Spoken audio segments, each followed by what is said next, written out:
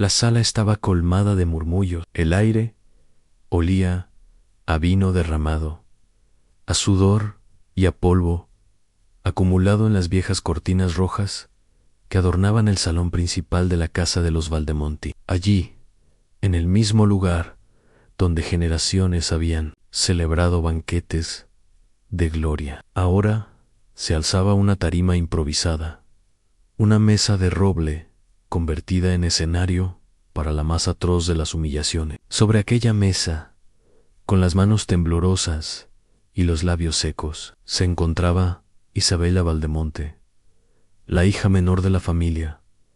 Apenas tenía 18 años. Su cabello negro caía como una cascada sobre sus hombros, enmarcando un rostro demasiado puro para el espectáculo cruel al que la habían arrojado. Sus ojos, grandes y oscuros, reflejaban la incredulidad de quien aún no comprendía del todo que estaba siendo subastada por su propio padre. Los invitados, nobles y comerciantes, murmuraban, reían, hacían apuestas en voz baja. Algunos la examinaban como quien revisa una yegua antes de pagar por ella. Otros fingían disgusto, aunque en el fondo se deleitaban con la miseria ajena. Isabella apretaba los puños contra el vestido, demasiado sencillo que le habían obligado a usar. La seda azul marino ya no era símbolo de nobleza, sino disfraz de desecho. Damas y caballeros, anunció su padre, don Ernesto Valdemonte, con la voz cargada de vino y desdén. Esta hija, que ha resultado inútil para los intereses de la casa, se ofrece hoy al mejor postor. Que su vergüenza sirva de alivio a nuestra deuda, y que su destino sea ejemplo de obediencia. El corazón de Isabella se contrajo un inútil. Esa palabra resonaba en su cabeza como un martillo. Desde pequeña la habían tachado de frágil, de soñadora, de distraída. No sabía manejar cuentas, no sabía seducir ni negociar. Y lo peor, no había despertado el interés de ningún pretendiente poderoso. Para los Valdemonte, arruinados por apuestas y deudas, ella era solo un fardo. En un silencio pesado cubrió el salón. Algunos hombres comenzaron a pujar con voz ronca, entre risas obscenas. 100 ducados por la niña, 200, 250, y me la llevo esta misma noche. El rubor subió por el rostro de Isabella. Las palabras la desgarraban, la reducían a carne y precio. Se mordió el labio para contener las lágrimas, sabiendo que su madre observaba desde un rincón, con una frialdad aún más hiriente que las burlas. Fue entonces cuando la puerta principal se abrió con un chirrido grave. Un viento helado recorrió el salón, apagando algunas velas. Todos giraron la cabeza. Un hombre entró. Era alto, imponente, envuelto en un manto oscuro que parecía absorber la poca luz de la estancia. Sus pasos eran lentos, seguros, como si no temiera ni a la risa ni al desprecio de aquella asamblea cruel. Su cabello, entrecano, caía sobre los hombros, y la barba bien cuidada enmarcaba un rostro de luto perpetuo. El duque, viudo de Heroman. Un murmullo recorrió la sala. ¿Qué hace él aquí? Dicen que perdió toda su fortuna. Un viudo empobrecido, un fantasma, erranti. El duque no respondió a ninguna mirada, ni devolvió saludo. Sus ojos, oscuros como la tormenta, se posaron únicamente en Isabella. Ella bajó la vista, sintiendo que aquella mirada no la desnudaba como las de los otros hombres, sino que la pesaba, la juzgaba y, extrañamente, la reconocía. ¿Ofrecerá algo, mi señor?, preguntó don Ernesto, con voz ansiosa y burlona a la vez. El duque sacó una bolsa de cuero y la arrojó sobre la mesa. El sonido metálico de las monedas resonó como un trueno. 1000 ducados. Su voz era grave, profunda, sin necesidad de elevarse. Un silencio sepulcral cayó en el salón. Nadie se atrevió a superar la oferta. Nadie quiso medirse contra el Andón Ernesto. Incrédulo, asintió con rapidez, como quien teme perder la oportunidad. Hecho, Mihaja y suya, Isabela, sintió que el suelo desaparecía bajo sus pies. Suya, la palabra, la golpeó en el pecho como una sentencia de muerte. Quiso gritar, quiso escapar, pero sus piernas estaban paralizadas. El duque se acercó lentamente. No pronunció ni una palabra más. Solo extendió la mano enguantada, invitándola o exigiéndole a descender de la tarima. Isabella Lowe miró con rabia y humillación, pero también con un estremecimiento inexplicable. El Nolat solo esperó.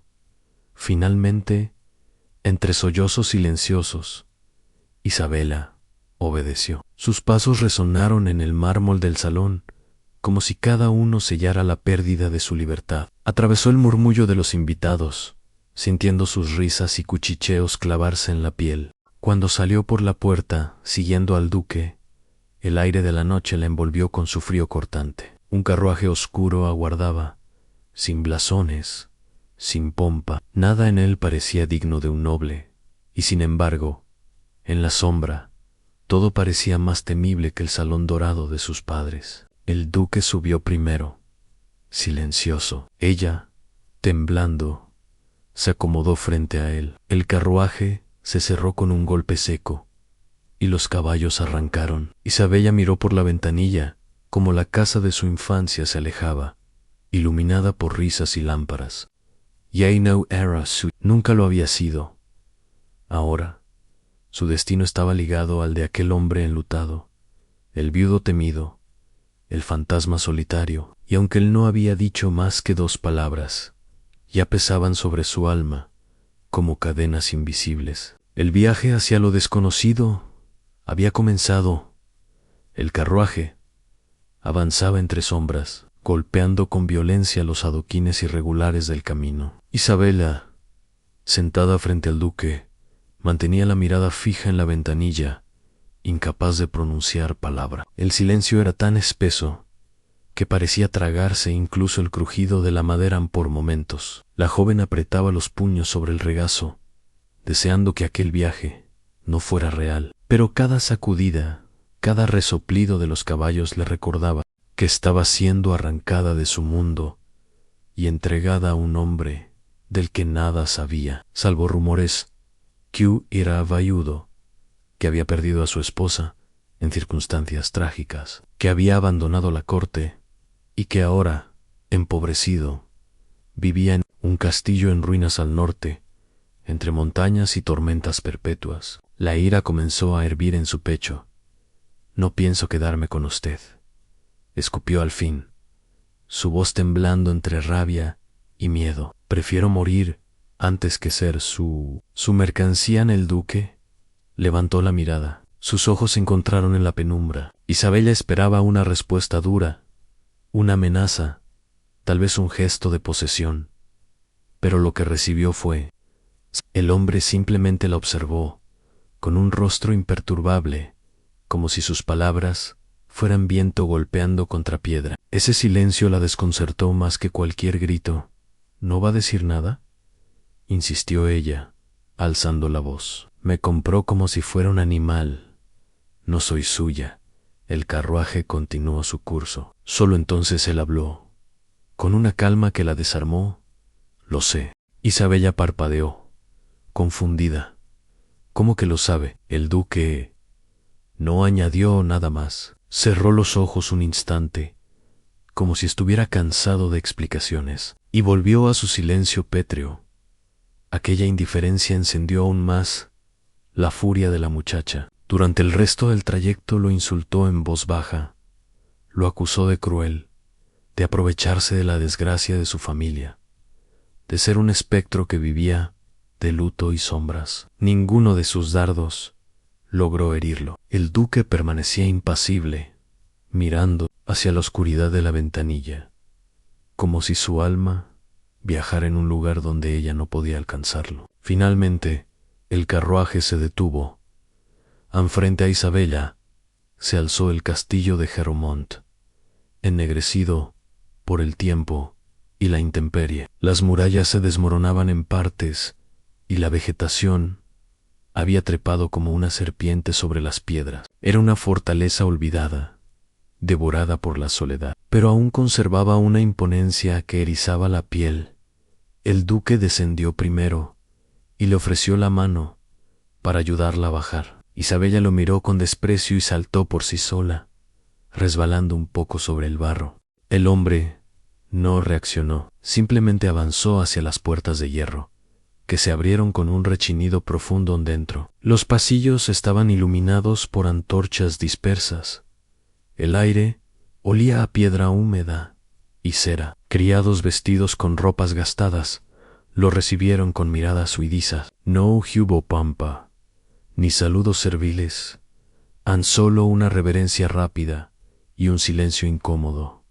Ana Isabella caminaba detrás de él, observando los tapices raídos, los candelabros cubiertos de polvo, las mesas largas, vacías. Todo parecía un mausoleo. No voy a quedarme aquí, murmuró, con voz quebrada.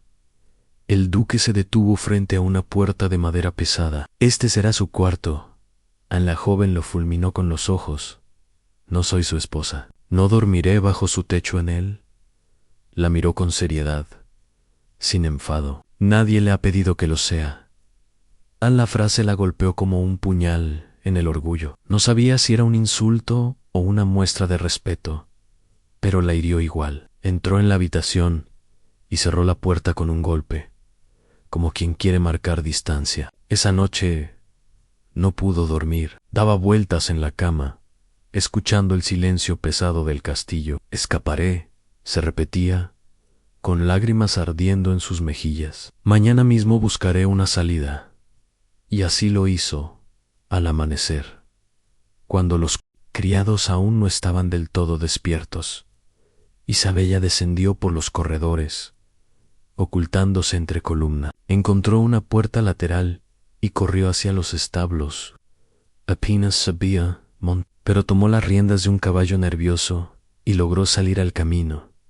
El viento frío golpeaba su rostro mientras cabalgaba torpemente, con el corazón desbocado. Se imaginaba libre, lejos de aquel hombre imperturbable y de aquel castillo fúnebre.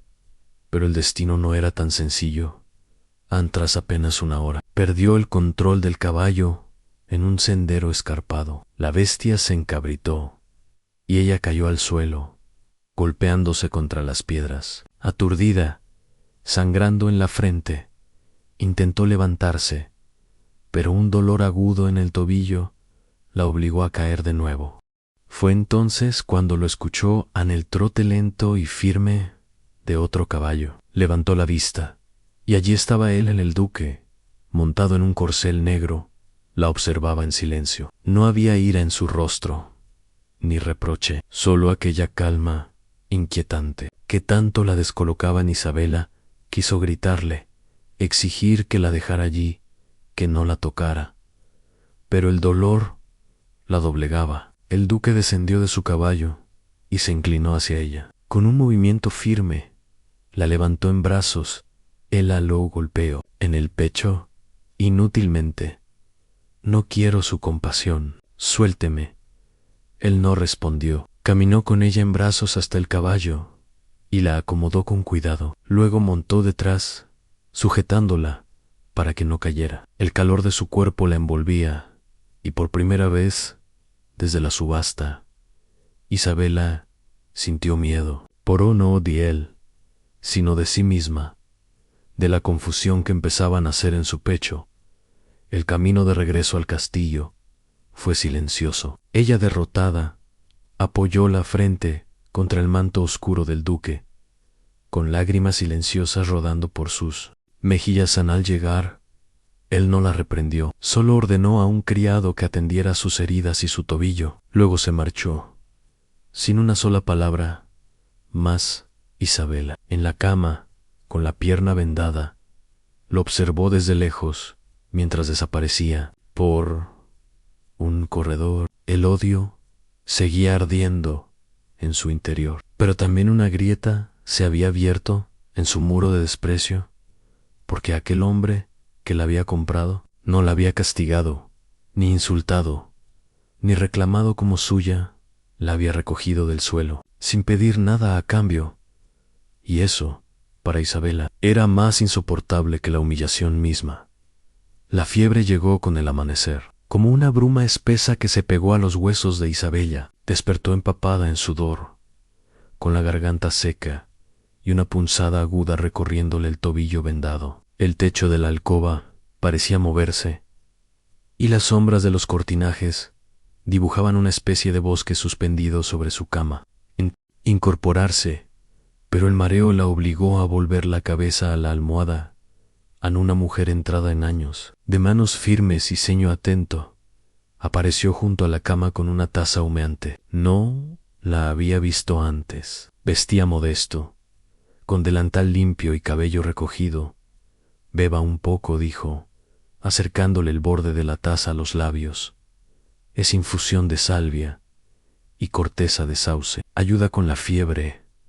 Ana Isabella dio un sorbo, recelosa, pero el calor recorrió su pecho con una dulzura inesperada. ¿Quién es usted?, preguntó, la voz áspera. Me va a vigilar.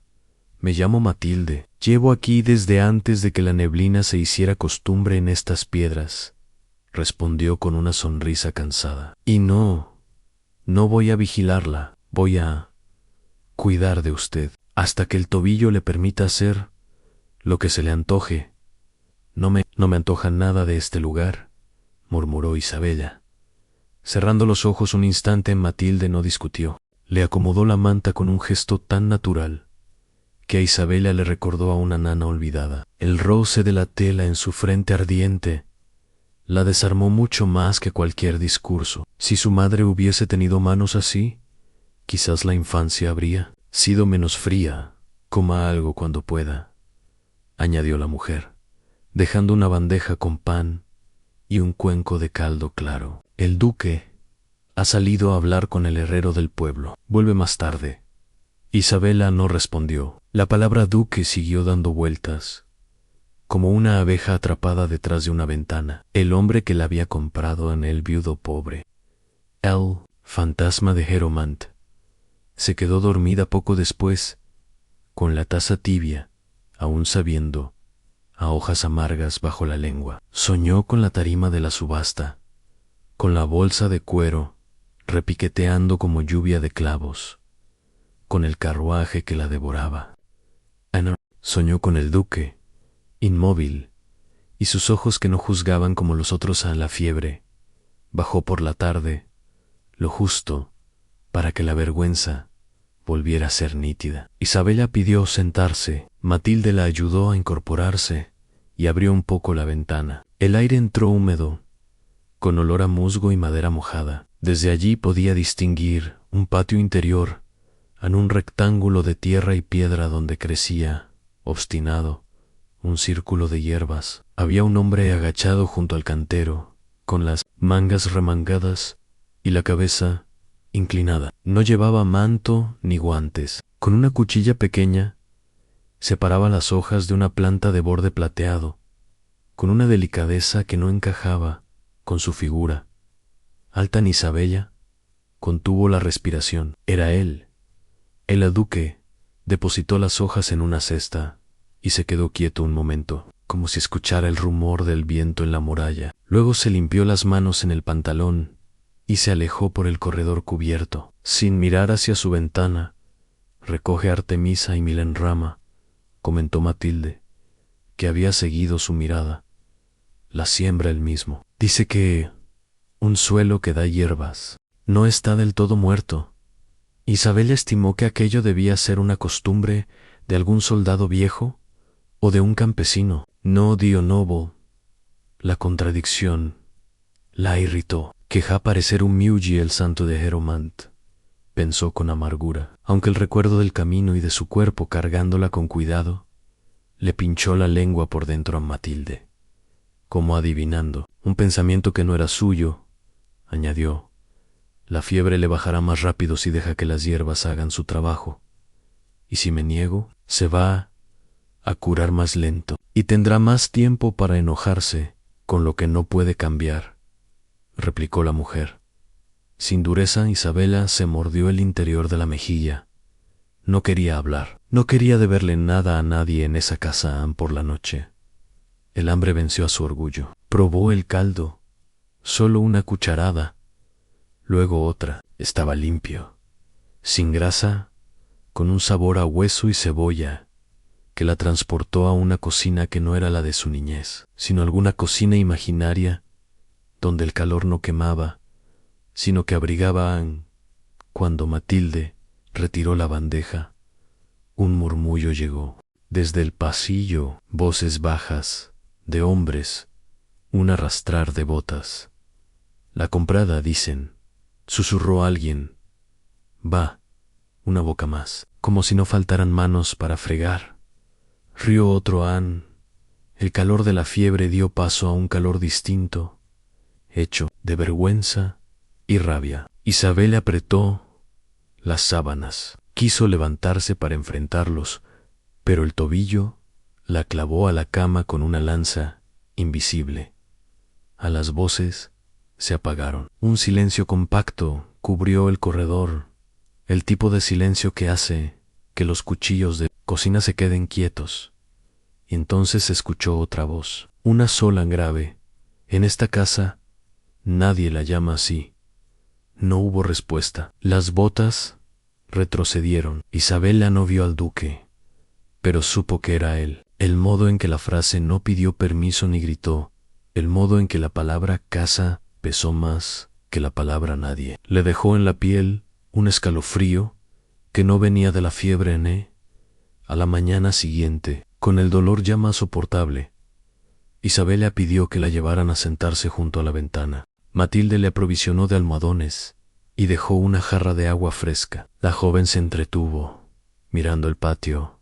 Descubrió un banco de piedra cubierto de líquenes, una puerta de madera franca que seguramente conducía a la cocina, y, más allá, un pasadizo abovedado que comunicaba con el salón grande. Todo en Hermont parecía unido por sombras y corredores que se perdían. A uno de los criados pasó con un saco de harina al hombro y bajó la vista al verla. Otro, un muchacho pecoso, la miró fascinado y luego fingió que no. Isabella sostuvo su mirada un segundo más de la cuenta, no por coquetería, sino para recordarles y recordarse que tenía ojos y nombre, que no era una moneda ni un saconá. Media mañana, el duque apareció de nuevo en el cantero de hierbas. Llevaba una camisa sencilla, la misma de la tarde anterior, con un remiendo torpe en la muñeca derecha. El detalle, la torpeza del remiendo en la prenda de un noble,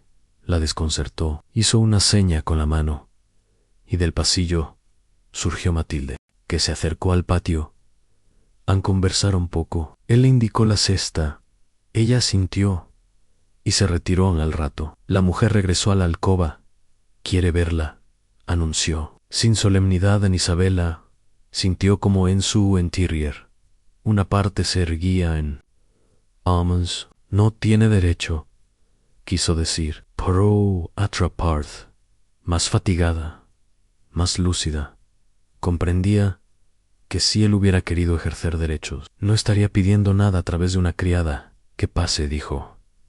Al fin, el duque entró, con el mismo silencio con que entran los que no se acostumbran a entrar a ninguna parte. Se quedó de pie, sin aproximarse demasiado. No llevaba espada, ni guantes, ni gesto, solo sus ojos oscuros, ese luto que parecía no decorativo sino parte de su cara, como si hubiese nacido con él.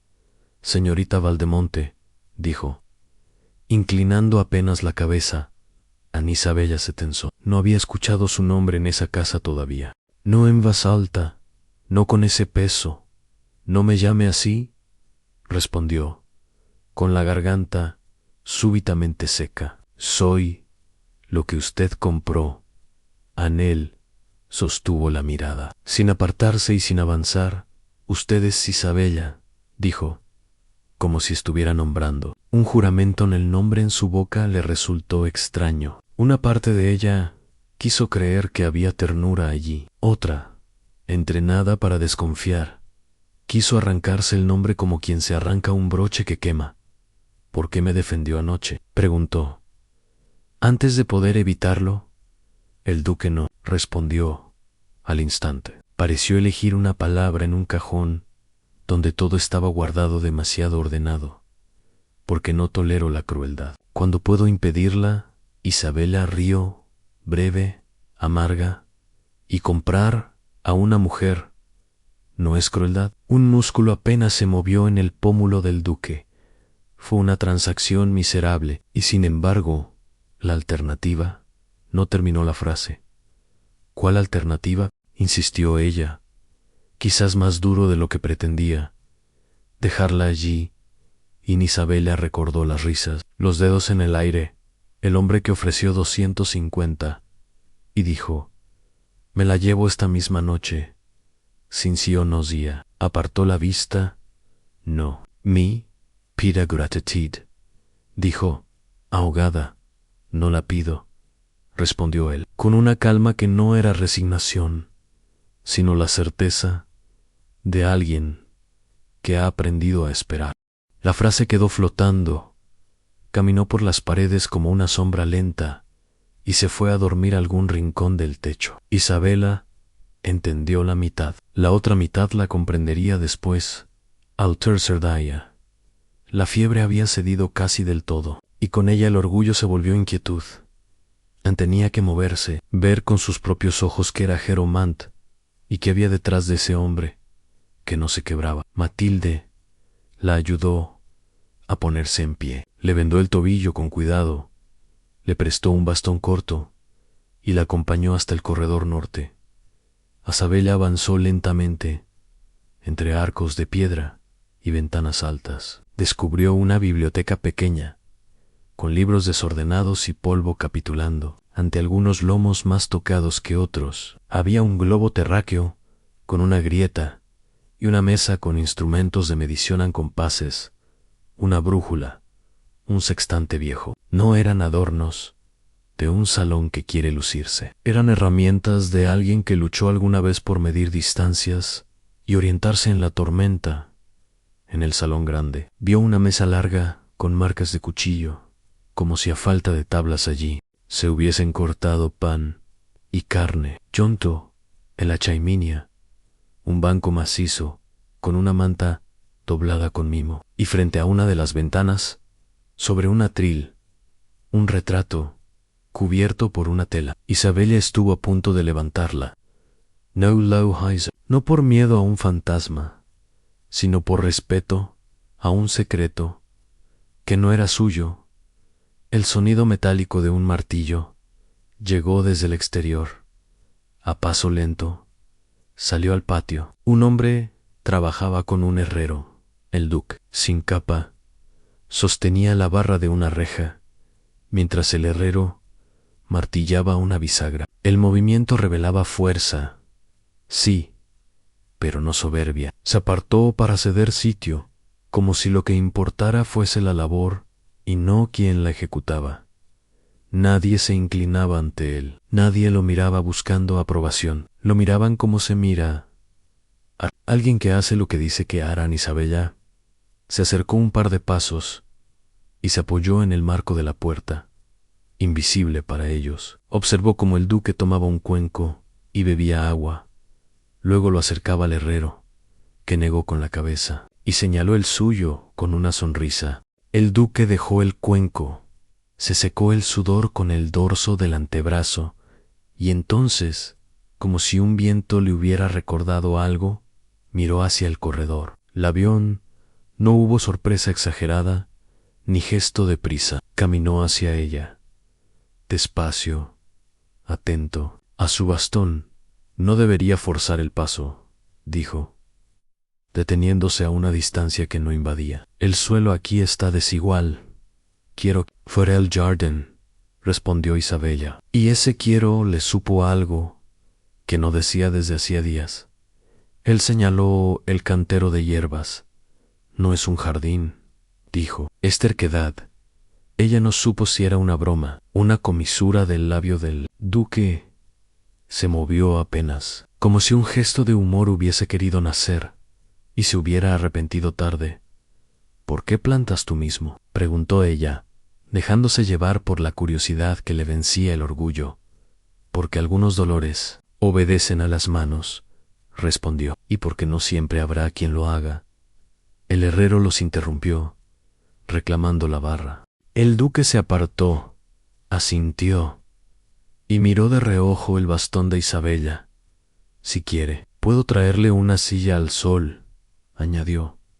No, dijo ella, casi con brusquedad. Prefiero aprender a pisar sin caer, man. Él no se ofendió.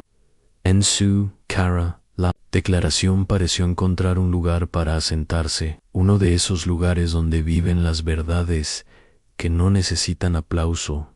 Isabela caminó hasta el banco de piedra del patio y se sentó. El sol, tímido, se derramó un poco sobre sus manos. Cerró los ojos. Respiró. Por primera vez, el castillo no fue un mausoleo, sino una cosa viva hecha de tareas pequeñas y silencios que no amenazaban. No todos en Heromant aceptarían con facilidad que la joven comprada se sentara al sol como una señora. Esa tarde, cuando Matilde se ausentó un rato, Isabella intentó ir sola hasta la biblioteca. El bastón resbaló y estuvo a punto de caer cuando un brazo la sostuvo por el codo con firmeza. Un criado joven, el pecoso, la enderezó. Gracias. Atinó a decir no sea Costamber. Masculló una mujer desde el fondo del corredor. Ira, la cocinera, con los brazos cruzados y la boca apretada. Aquí, todos trabajan. No hay sitio para caprichos. A Isabella se irguió, tantas veces humillada, que la respuesta le salió con una claridad desconocida. Estoy aprendiendo a caminar. No es un capricho. Aprendió a que la compren pronto. Eso sí, remató la mujer. Clavándole los ojos en el pecoso, miró al suelo, incómodo. Isabella sintió cómo la sangre le subía a la cara. Podía llorar, podía gritar, podía recordarle su apellido. Eligió otra cosa. Respiró hondo, apoyó el bastón bien firme y dio un paso, luego otro. La mujer la miró con sorna, como esperando que se desplomara. Fue entonces cuando la sombra del duque se proyectó en la piedra. Al final del corredor, no venía lento, venía con una de esas velocidades que no hacen ruido. No miró a Isabella, no miró a la cocinera, miró el suelo entre ambas, como si quisiera evitar que las miradas se desgarraran. En esta casa, dijo, con la misma voz de la noche anterior, nadie carga con culpas ajenas. Si alguien tiene algo que decir sobre lo ocurrido en la casa, Valdemonte May, lo dais. May, la cocinera, apretó las manos en el delantal. No quise. Lo quiso. La interrumpió él, pero sin filo. Solo no lo volverá a querer. Aquí ya no hubo castigo, ni gritos, ni amenaza de despedir a nadie. Hubo límites. La mujer asintió y regresó a la cocina. El pecoso, mudo, se inclinó apenas hacia Isabella y escapó por el pasillo. Ella se quedó allí, con el corazón acelerado y el orgullo. Respirando por primera vez sin humo, el duque se quedó un instante, sin hablar. Señaló con los ojos la biblioteca. Tiene una silla junto a la ventana y un diccionario. Por si las palabras pesan en Isabella, sonrió. A su pesar, sintió que algo en su interior, algo pequeño y testarudo, como las hierbas del cantero, empezaba a asomar la cabeza en la tarde. Cayó con lluvia fina. Matilde llevó a Isabella de vuelta a la alcoba, la ayudó a quitarse los zapatos y le frotó el tobillo con la mezcla que el duque había preparado. Un olor a campo húmedo llenó la habitación. La joven, cansada por la caminata, cerró los ojos. Soñó con la cocina de Heromant, con voces sin cuchillos, con un pan que crujía bajo los dedos, y hacía las paces con el hambre. An despertó entrada la noche, con el murmullo de la lluvia convertida en un tambor constante. Sintió frío, An buscó la manta a tientas, pero no alcanzaba. Se incorporó un poco, molesta con su propia fragilidad. Fue entonces cuando la puerta se abrió apenas, lo bastante para que entrara una franja de luz de vela. Alguien dejó algo sobre la silla en la puerta, se cerró sin ruido. Ana Isabela esperó. El silencio volvió a tejerse. Estiró el brazo y palmeó la silla. Sus dedos encontraron lana gruesa, pesada. Tiró hasta su regazo. Era su manto. Pensó sin saber por qué. Olía a lluvia, a caballo, a humo de chimenea. Se cubrió los hombros. El calor la envolvió con una intimidad que no era atrevida, sino antigua, como si al cubrirla a alguien estuviese pidiéndole perdón por dolores que no eran de esa casa. La tentación de llorar apareció sin ruido, como la luz de la vela que ya no estaba. No lloró. Ana apoyó la cabeza en la almohada y se dejó estar, con aquel peso sobre los hombros que parecía decirle sin palabras: no estás sola. No aquí. Anse durmió así, envuelta en el manto ajeno, sin saber que el duque, de pie junto a la puerta cerrada, había esperado desde el corredor oír cómo su respiración se hacía pareja antes de retirarse a su vigilia solitaria. A la mañana siguiente, la lluvia había lavado los bordes del mundo. Isabella se sentó junto a la ventana con el manto aún en el regazo. Matilde entró con una bandeja. ¿Se lo dejó?, preguntó. Sin sorpresa, Ana Isabela asintió. Siempre hace esto. No, dijo Matilde, mirando el cantero a través del cristal. Con Nady y con todos, a su modo. No entiendo.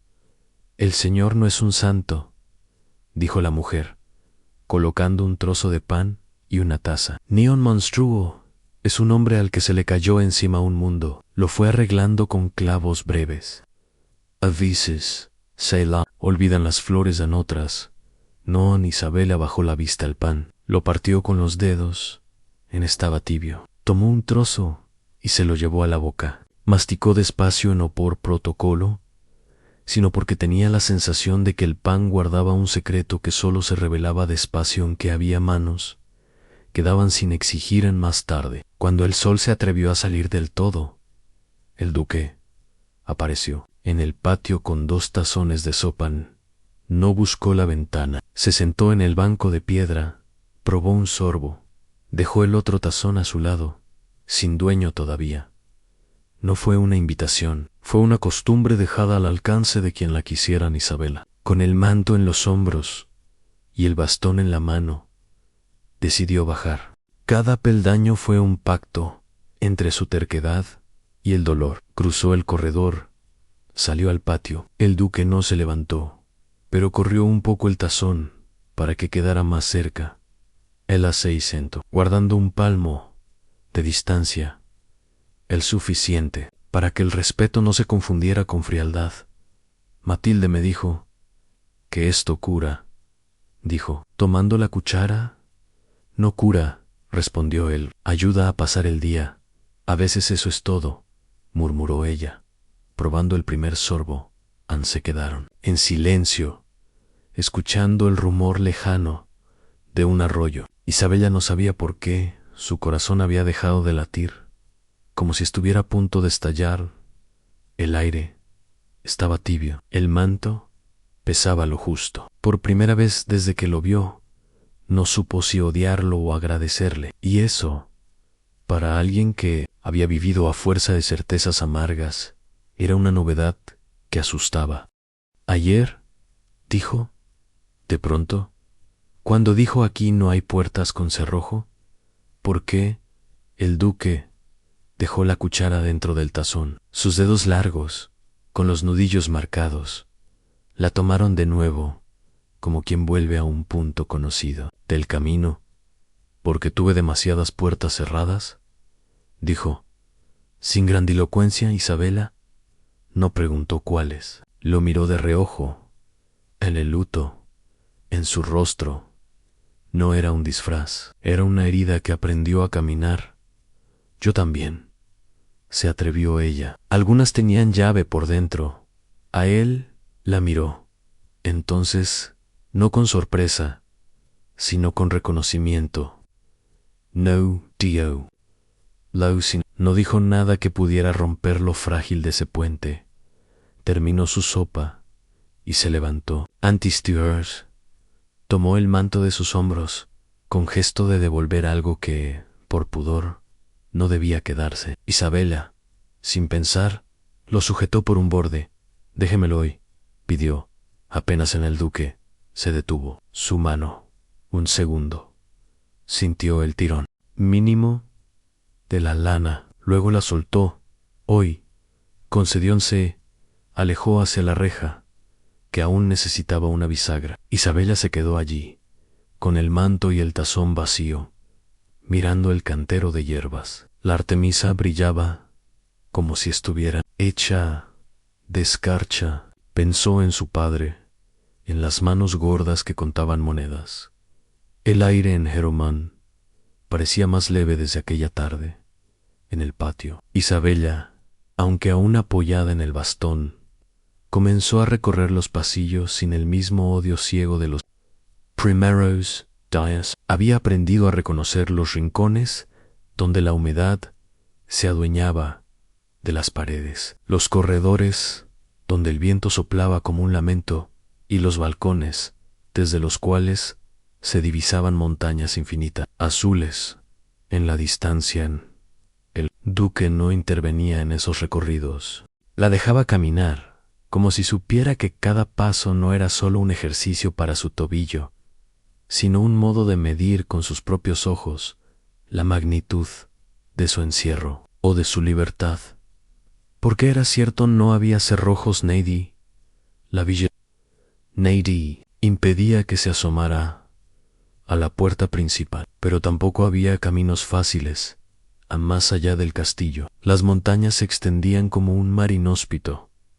A Isabela lo veía a menudo en el patio, trabajando con los herreros o en el salón grande, revisando libros de cuentas y mapas arrugados. Nunca hablaba más de lo necesario. A veces, sin embargo, dejaba sobre la mesa de la biblioteca algún volumen abierto, historias de viajes, poemas, crónicas de batallas antiguas. Ella no quería admitirlo, pero lo leía, como si fueran migajas de conversación dejadas para que ella pudiera seguirle un rastro. En una tarde, Matilde la encontró de pie, junto al atril del salón, donde permanecía cubierto el retrato misterioso. ¿Ha pensado en levantar la tela?, preguntó la criada, con un tono que no era censura, sino curiosidad. No me atrevo, confesó Isabela. Nadie se atreve. Ni Elan. La respuesta quedó flotando en el aire. Isabela sintió un escalofrío. No quiso saber más.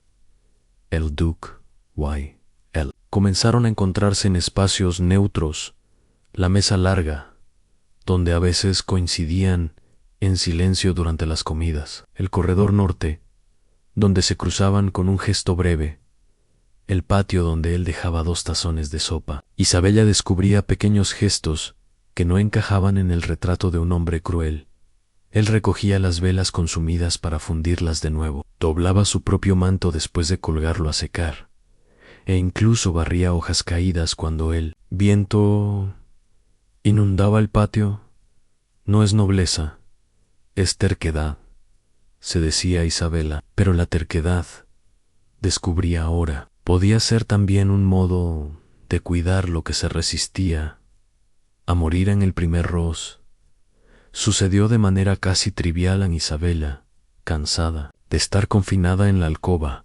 Había insistido en bajar sola los escalones que llevaban a la cocina. El tobillo, todavía débil, cedió a mitad de camino. Sintió que iba a caer cuando una mano firme la sostuvo por la muñeca. «Cuidado», dijo levantó la vista. El duque estaba allí, inclinado, con la frente casi rozando la suya. El contacto de sus dedos era firme, pero no posesivo. Apenas un ancla. Isabela, sin querer, sostuvo aquella mirada más de lo necesario. Retiró la mano con brusquedad, como quien se quema. No necesito que me sostenga, escupió, intentando recuperar dignidad. Él asintió, como si aceptara la mentira, y la dejó avanzar sola. Pero en la piel de Isabela, el calor de esa mano permaneció, incómodo, inexplicable.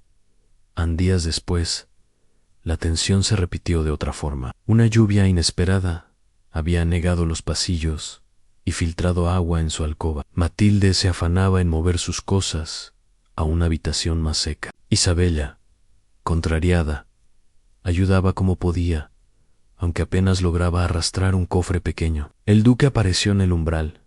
«Deje eso», dijo. «Acercándose puedo hacerlo», respondió ella.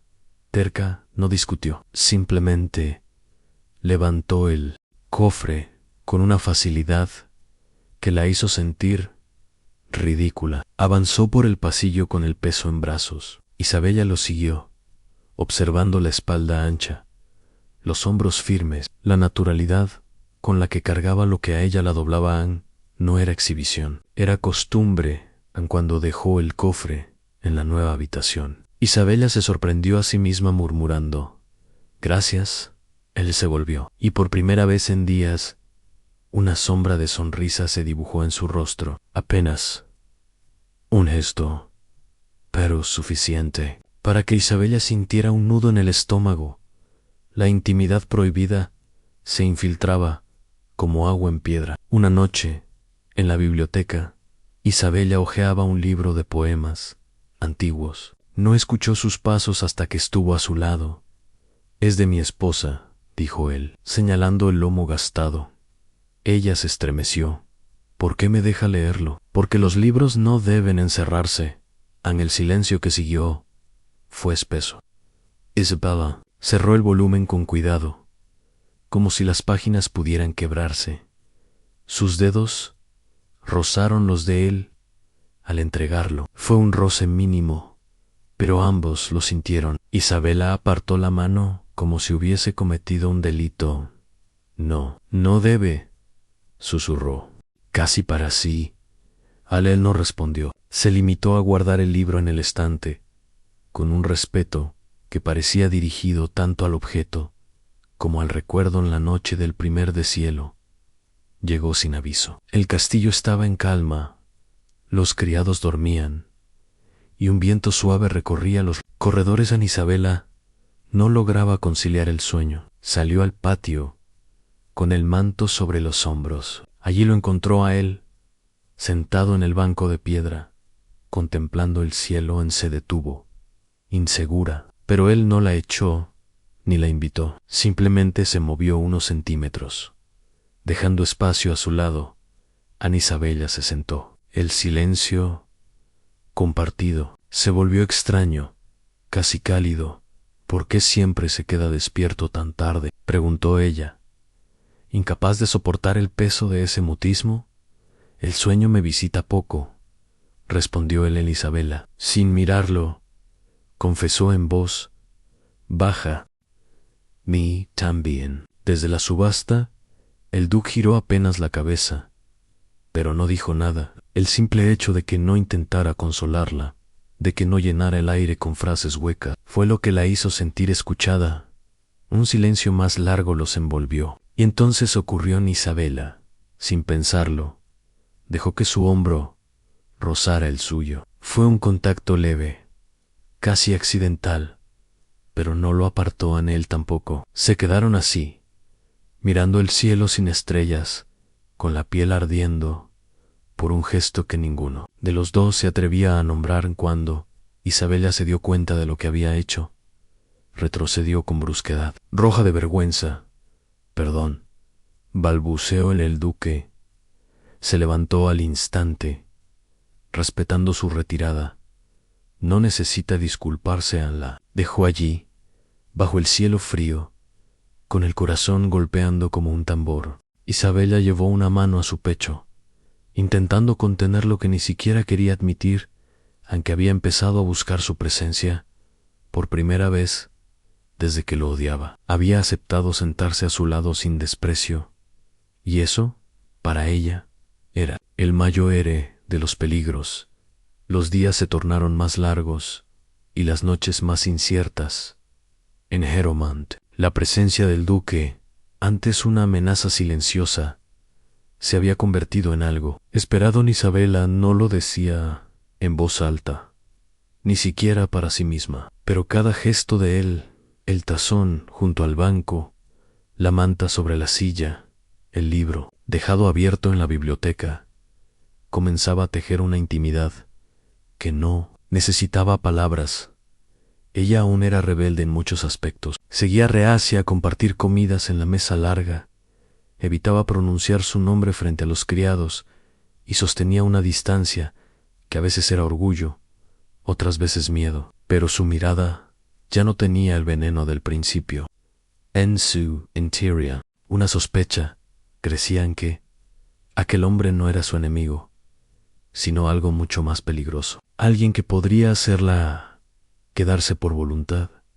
Esa aparente calma se quebró una mañana con el galope seco de varios caballos en el patio principal. Isabella, asomada a la galería, vio el escudo familiar bordado en una de las capas en los Valdemonte. En su corazón se detuvo un segundo, luego latió con rabia, con vergüenza, con pánico. En un carruaje elegante se detuvo, y de él descendieron su madre, doña Elvira, y su hermana mayor, Catalina, seguida por un joven delgado, con el rostro empolvado y gesto de desprecio apenas contenido, el barón Lucien de Ronsac, su prometido fallido.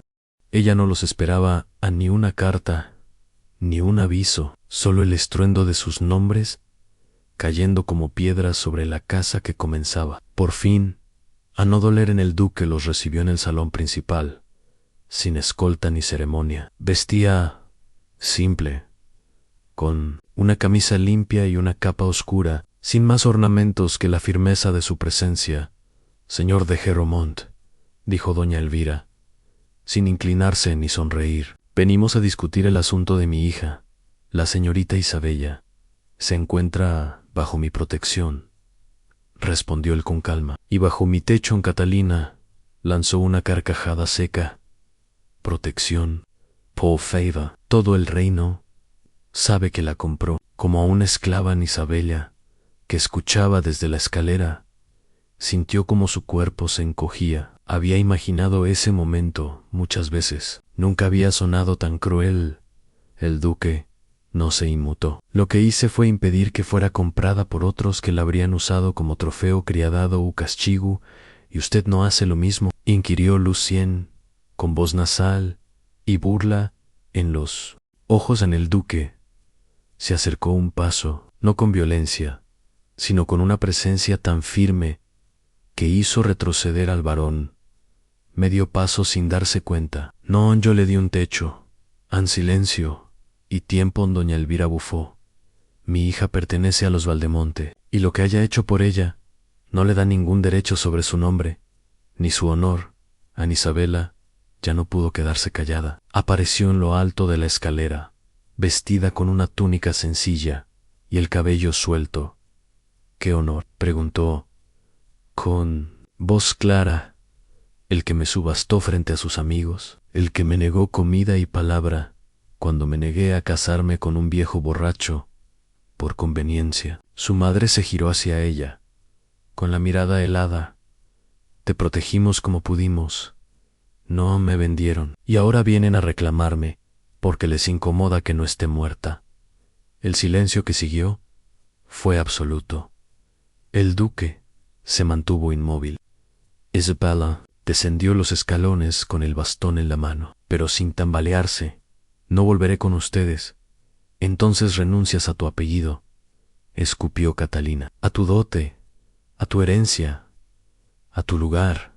«¿Cuál lugar?». «La esquina oscura de las reuniones, el banco donde se sientan las que no valen». «No me interesa». Lucien se rió con sorna.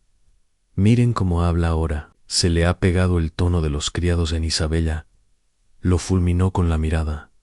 Al menos, ellos no mienten cuando miran a las noticias del enfrentamiento. No tardaron en llegar a la corte. Las cartas volaron como cuchillos entre los salones dorados.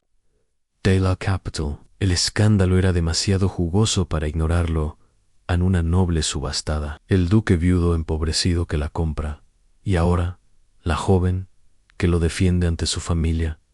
Vinieron emisarios. Vinieron rumores. El conde de Marental, aliado de los Valdemonte, acusó al duque de retener a Isabella contra su voluntad. Una orden de investigación fue emitida. La autoridad del duque, antaño intocable, ahora era cuestionada. Quieren arrastrarte al barro, dijo Isabella una noche, mientras caminaban juntos por el patio. Dicen que me has seducido para quedarte con lo poco que me queda. El duque se detuvo. La miró con una intensidad que la atravesó. ¿Es eso lo que crees? Ella negó, bajando la vista. Pero pueden obligarte a enfrentar cargos. Pueden quitarte este lugar.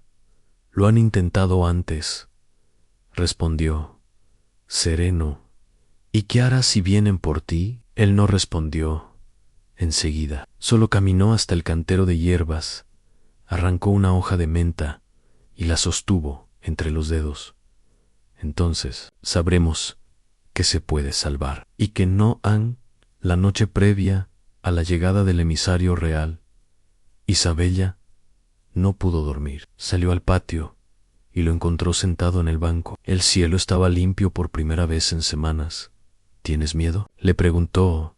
A él la miró con suavidad, como si la pregunta no fuera absurda. Sí, de perder Jeromank, non de que tú te quedes por pena. Isabella se sentó a su lado, más cerca que nunca. Sus hombros se rozaron. Esta vez no se apartaron. No es pena, susurró ella. Es elección. Hubo un silencio denso. Luego, él estiró la mano y rozó la suya. No la tomó por la fuerza, solo esperó. Isabella entrelazó sus dedos lentamente, con torpeza, pero sin duda, el emisario llegó al amanecer. La bandera real ondeaba.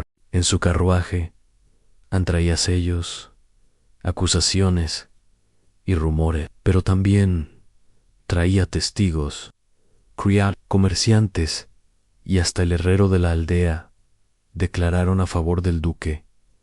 La joven Valdemonte no está prisionera, dijo uno. Se ha curado. Aquí ha caminado por voluntad. Ha elegido quedarse. El emisario pidió hablar con Isabella. Ella se presentó en el gran salón, con el manto del duque sobre los hombros. ¿Desea usted regresar con su familia?, preguntó el emisario. No, respondió ella, firme. Mi familia está aquí. En la resolución oficial llegó en un sobresellado. El duque quedaba absuelto de toda sospecha, pero se le recomendaba mantener prudencia en su relación con la joven. Prudencia, repitió Isabella, burlona, como si el amor entendiera de consejos. Él la miró con sorpresa. Era la primera vez que usaba esa palabra, anamorn, pero no dijo nada. Solo le tendió la mano. Isabella tomó, no como prisionera, ni como protegida, sino como igual, a la corte río. Murmuró, especuló. Algunos lo llamaron romance escandaloso, otros capricho juvenil, pero en Heromont, donde las paredes habían aprendido a escuchar, nació un silencio diferente, no el de la soledad, sino el de una paz hecha de pasos compartidos. Esa noche, Isabella subió a la torre más alta, acompañada por él. Desde allí, miraron el mundo que los había juzgado. ¿Y ahora?, preguntó ella. Ahora vendrá la parte más difícil. ¿Cuál? Creer que merecemos lo que hemos elegido. Ni juntos, como una promesa sin palabras, se quedaron contemplando el horizonte donde ya no había guerra, ni juicio, ni cadena. Solo la espera del último acto. El verano se fue retirando de Heromant con la timidez de un huésped no invitado. Las hojas comenzaron a cambiar de color y el viento trajo de vuelta los susurros del pasado. Isabella y el duque compartían días de calma, pero sabían que la calma no era un destino, sino una tregua breve entre dos tempestades. La corte, humillada por el fallo a favor del duque, no se conformó con el escándalo amortiguado. Cedrona, nuevas intrigas a nobles ofendidos, viejos enemigos, aliados, caídos, y entre ellos don Ernesto Valdemonte, padre de Isabella, que veía como su última hija, la que creía haber vendido como una carga, se transformaba ahora en símbolo de resistencia. Los rumores cruzaron montañas que el duque había embrujado a Isabella, que ella estaba bajo algún hechizo oscuro, que ambos tramaban una alianza secreta contra la nobleza. Pero en la corte, las habladurías son armas en una orden secreta fue enviada. No era legal, no era noble, era una advertencia disfrazada de castigo. Una pequeña tropa armada avanzó hacia Heromán, liderada por un capitán al servicio del conde de Merintal, con instrucciones claras en arrestar al duque por traición silenciosa y traer a Isabela por la fuerza. El ataque ocurrió al amanecer, con el canto de los pájaros aún temblando en el aire. Un criado, la puerta de la biblioteca. Isabella y el duque estaban juntos, leyendo. Mi señor, vienen hombres armados por el Surán. El duque se levantó sin sobresalto. No preguntó cuántos, no pidió nombres. Solo asintió. ¿Qué van a hacerte?, preguntó Isabella, incorporándose con el corazón acelerado. Quieren que desaparezca, respondió él. Que desaparezca de tu historia. Entonces, huiremos. No, hey tiempo. Ella lo miró como quien mira un abismo. No voy a dejarte. Si te quedas, te arrastrarán contigo. Prefiero morir contigo que vivir otra mentira. El duque la observó en silencio. Luego, por primera vez desde que se conocieron, tomó su rostro entre las manos. Fue un gesto torpe, lleno de miedo, no por ella, por lo que él sentía. Si cruzan esa puerta, me llevarán, pero no pueden llevarse lo que ya es tuyo. Ella cerró los ojos, las lágrimas cayeron sin fuerza. ¿Qué es mío? Él la besó. Fue un beso sin urgencia, sin artificio, como si ambos hubieran estado esperándolo desde otras vidas. Cuando se separaron, Isabella tenía la respuesta. Tú eres mío. A los soldados irrumpieron en el castillo. La pelea fue breve. El duque no opuso resistencia, no por cobardía, sino por dignidad. Fue esposado frente a sus criados, sin escándalo, sin una palabra. Isabella gritó. Lo siguió hasta el patio. Llévenme a mí también. Soy su esposa. Soy su condena si quieren, pero no me separen de él. Los soldados rieron. El capitán negó con la cabeza. No hay papeles que prueben ese matrimonio. El amor no necesita papeles, gritó ella. El duque, esposado, se volvió una última vez. Le dijo, sin voz, esperan. Y entonces lo entendió. Si ella lo seguía, morirían los dos. Pero si se quedaba, podía salvarlo. Esa noche, Isabella no lloró. Subió a la torre más alta y escribió una carta. Una sola, dirigida a la reina viuda, la única en la corte que alguna vez respetó al duque, cuando él aún era esposo de su hija muerta. Selló la carta con cera. Envió a Matilde al galope con instrucciones claras. Luego bajó a la biblioteca, alzó la tela del retrato, lo miró por primera vez. Era una joven de ojos claros, de sonrisa suave, la primera duquesa, la esposa perdida. Isabella no sintió celos, sintió gratitud. Gracias por dejar que él volviera a mirar el mundo. Susurró en la respuesta. Llegó 4 días después. Un mensajero real, con un sello dorado, entregó una orden directa.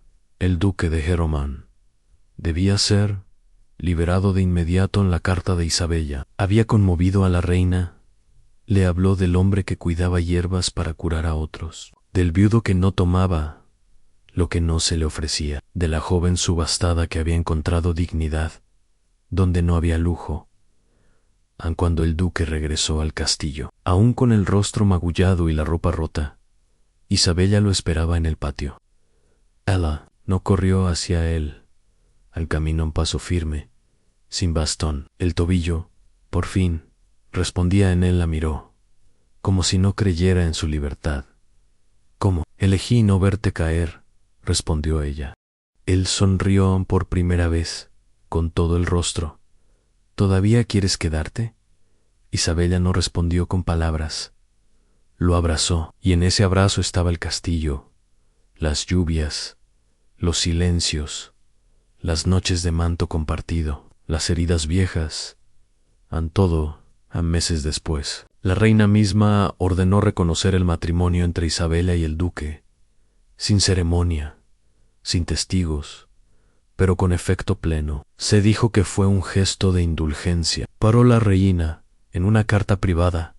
Escribió: algunas uniones no necesitan altares, han solo actos que ningún altar puede igualar. El día de la unión simbólica, Isabella pidió que no hubiera flores ni coro, solo el sonido del viento en las galerías. Llevaba un vestido gris, perla, sin joya. El duque, su manto viejo y un broche con la insignia de su familia, frente al retrato de la esposa muerta, encendieron una vela, no como reemplazo, sino como promesa.